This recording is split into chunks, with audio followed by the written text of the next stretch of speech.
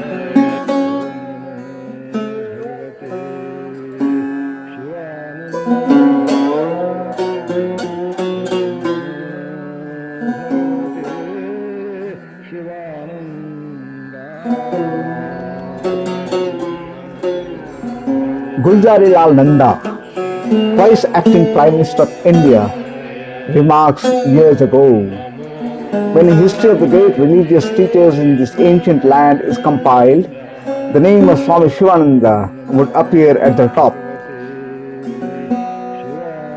Having witnessed modern life at first hand as an affluent doctor in Malaya, Swami Sivananda was full conversant with the joys and sorrows of people and could identify himself with their problems and perplexities.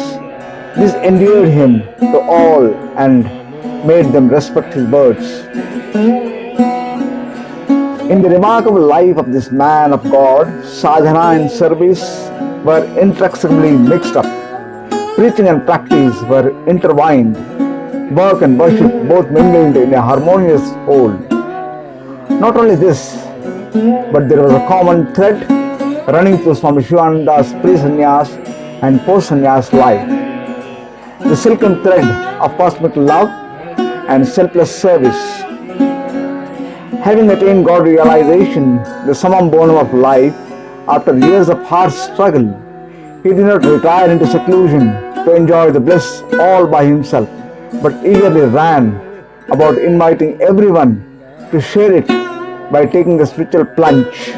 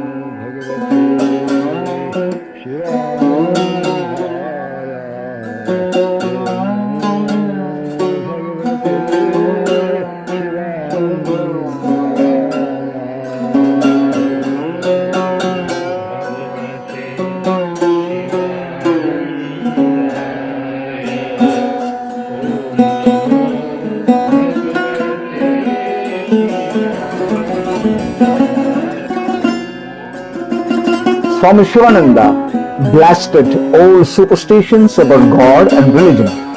In equal measures, he exploded modern fairy tales about yoga and yogis.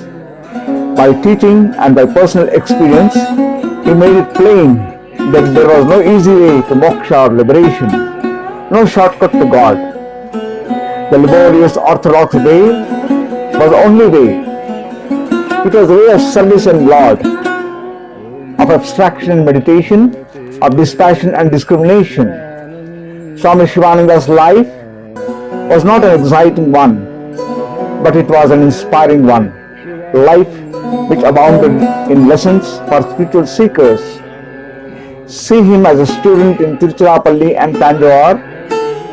Watch him as a doctor in Seridam and Johar Barrow. Follow him through his wanderings in Vindhyas.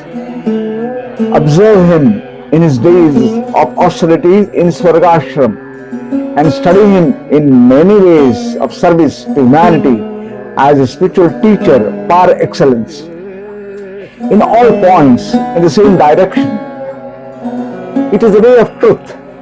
It is the way of unremitting service and love. It is the way which takes one to God. And herein lies the utility of his books.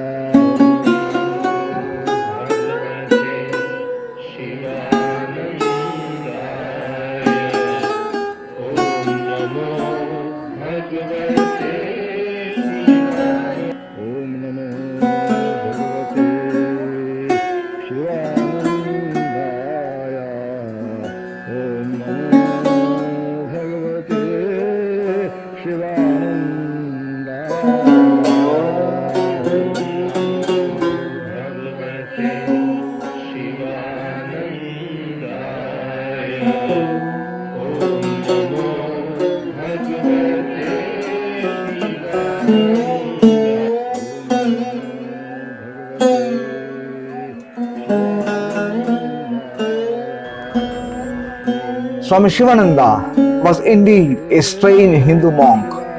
He shaved his head but wore an English overcoat in winter. An Indian to the core, he yet wrote in English. He came from Orthodox Brahmin stock, but his Catholicity embraced even the untouchable in its sweep. He himself underwent the harshest austerities, but advised his disciples to take care of the body. He stayed with his guru only for a fleeting day or two, but realized God unerringly. He ran an ashram without a budget and trained students by the thousands without a set syllabus. He stuck to the Ganges bank like a leech for over 3 decades, but his name was heard and respected in every continent in his own lifetime. He displayed no miracles in public, but his devotees all over the world affirmed and reaffirmed that he had wrought miracles in his life.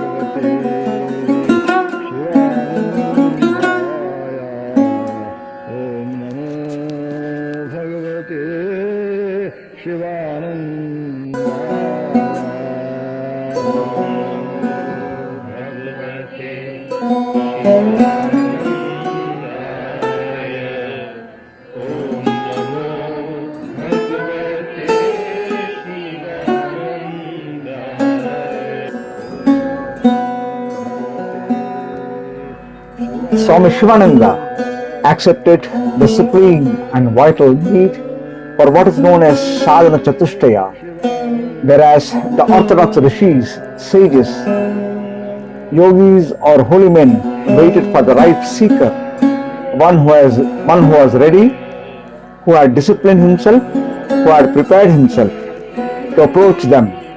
Swami Sivananda said that it is perhaps too much to expect a person living in the modern world assailed on him sides of distractions and temptations to develop discrimination and dispassion. He said that even in the case of a person who runs away from the failure, it is possible to find a spark which could be fanned into a big flame. Sometimes, if the spark didn't exist, he even ignited it. That was the extraordinary beauty in Swami Sivananda. One of the methods adopted by him was massive dissemination of spiritual knowledge. It was absolutely and totally indiscriminate. Viveka is often translated into discrimination. He was a master who performed indiscriminate charity and undertook indiscriminate dissemination of spiritual knowledge in the hope that one of these pamphlets or books dropping into the hands of a man at a certain psychological moment might ignite true viveka, true inspiration, aspiration in him. I'll give you just one or two instances.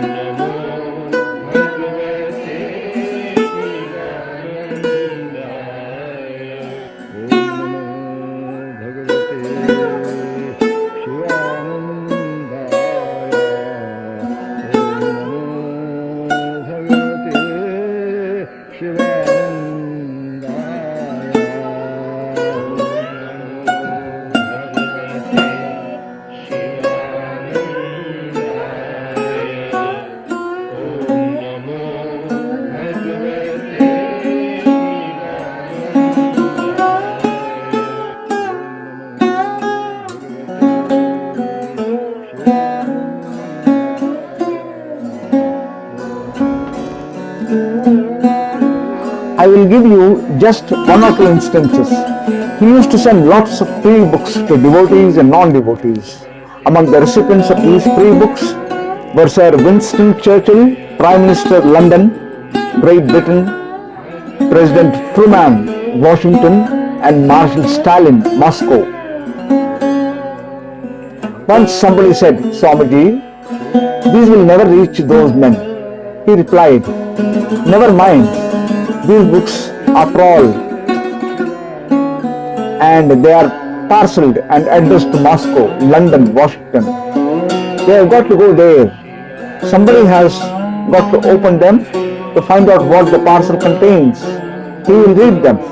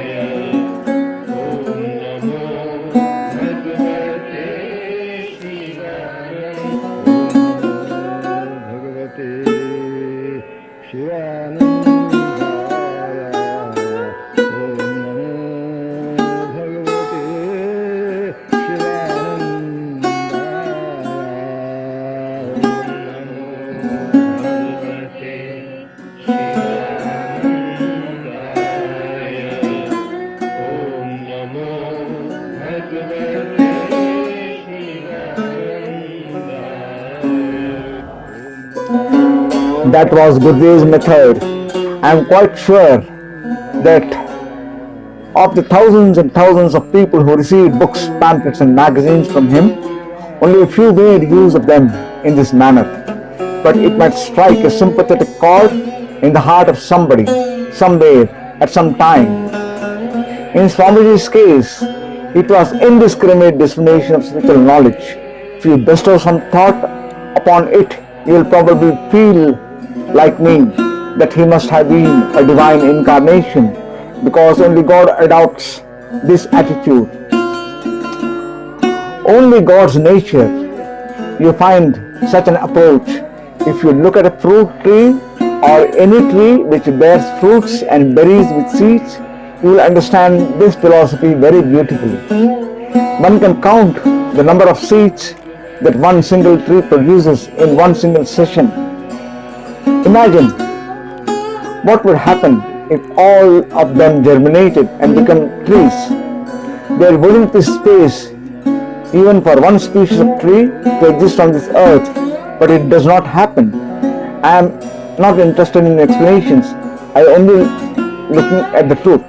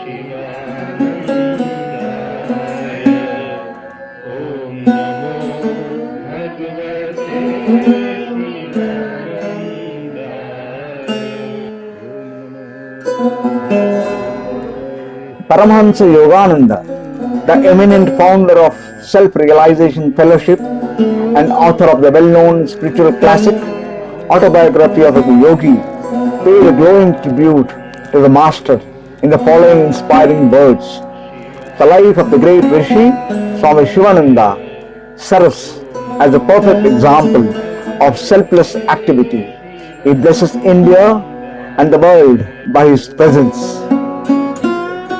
Swami Sivananda shed his mortal coil in the year 1963, but the popularity of his name and writings grow every day. It is a strange story, the story of Swami Sivananda, a story well worth hearing and remembering, nay, a story to live by. Jai Sivananda.